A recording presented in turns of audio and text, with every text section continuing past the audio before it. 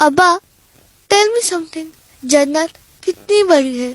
اللہ کے رسول صلی اللہ علیہ وسلم ایک مرتبہ اپنے صحابہ کے ساتھ بیٹھے رہتے ہیں اور اللہ کے رسول فرماتے ہیں کہ واللہ میں اس آخری انسان کو بھی جانتا ہوں جو جہنم سے نکالا جائے گا اور جنت کی طرف بھیجا جائے گا۔ تو اللہ کے رسول صلی اللہ علیہ وسلم فرماتے ہیں کئی عرصوں کے بعد، کئی وقت بتانے کے بعد ایک آدمی کو، آخری آدمی کو جہنم سے نکالا جائے گا اور اسے کہا جائے گا جنت کی طرف جا۔ تو جب اسے جنت کی طرف بھیجا جائے گا تو وہ راستہ پول صراط کا ہوگا۔ وہ بڑی عاجزی کے ساتھ، بڑی تھکان کے ساتھ، بڑی اداسی کے ساتھ جنت کی طرف جاتے رہے گا، کیونکہ اسے کوئی امید نہیں تھی، وہ امید ہار چکا تھا۔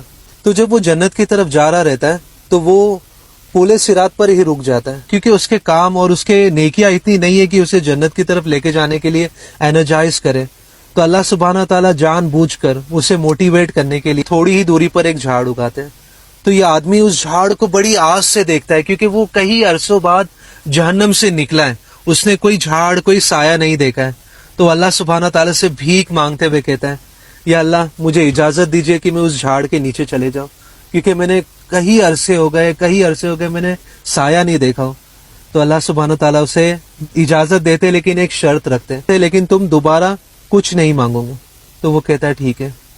پھر جب اسے اس جھاڑ کے نیچے جگہ مل جاتی ہے، اللہ سبحانہ تعالیٰ جان بوجھ کر اسے موٹیویٹ کرنے کے لیے تاکہ وہ جنت کی طرف بڑھ کر آئے، اور تھوڑی دوری پر ایک اور خوبصورت جھاڑ اگاتے جو اس سے بڑا ہے پچھلے والے سے، اور کافی خوبصورت ہے اور کافی اچھا سایہ دے رہا ہے۔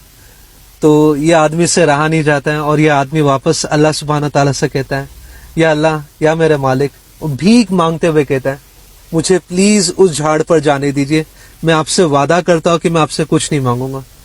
تو اللہ سبحانہ تعالیٰ کہتے ہیں کہ تو کس طرح کا انسان ہے، تو نے ابھی مجھ سے وعدہ کیا تھا اور تو دوبارہ مجھ سے کہہ رہا ہے کہ ادھر جانے دیجیے۔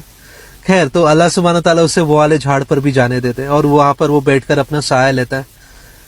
پھر اللہ سبحانہ تعالیٰ اسے اور موٹیویٹ کرنے کے لیے، کیونکہ ابھی تک وہ جنت میں پہنچا نہیں ہے، موٹیویٹ کرنے کے لیے اسے اور تھوڑی دوری پر ایک اور جھاڑ اگاتے ہیں، اور اس سے کہیں زیادہ خوبصورت اس کے نیچے سے سٹریم ہے اور بہت ہی پیارا جھاڑ ہے۔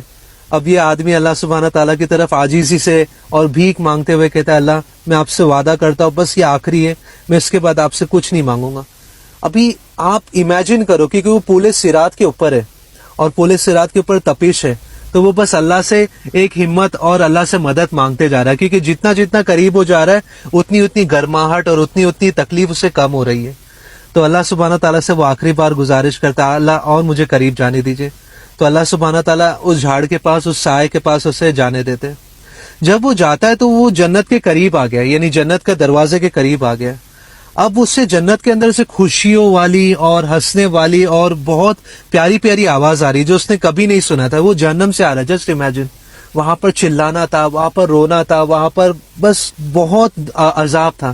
اب وہ یہ پیاری آواز سن رہا ہے اور وہ اللہ سبحانہ تعالیٰ کو دیکھ کر کہتا ہے یا اللہ بس مجھے ایک بار اندر جانے دیجیے۔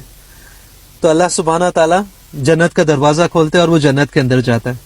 جنت کے اندر جاتا ہے اور جب وہ واپس لوٹتا ہے تو بہت اداس رہتا ہے۔ تو اللہ سبحانہ تعالیٰ اس سے پوچھتے تم کیوں اداس ہو؟